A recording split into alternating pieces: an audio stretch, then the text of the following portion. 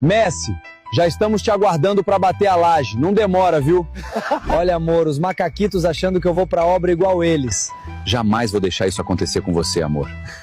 Como você ousa ganhar a disputa de terceiro lugar contra mim? Parem de brigar. Hoje é um dia de alegria, pois o Messi vai embora da Copa hoje. Eu só não jogo esse tijolo na sua cabeça porque eu não quero perder meu vale alimentação de R$ 150. Hoje é o grande dia, rapaziada. Vamos receber uma visitinha mais tarde. Já tem uma laje aguardando o Messi. Menino Ney, o que vocês acham de ligar pro Yamal antes do jogo pra tranquilizar ele? Ótima ideia, robozão. Vamos ligar logo agora. Pode deixar comigo, menino Ney e papai Cris. Hoje os argentinos vão chorar um pouco.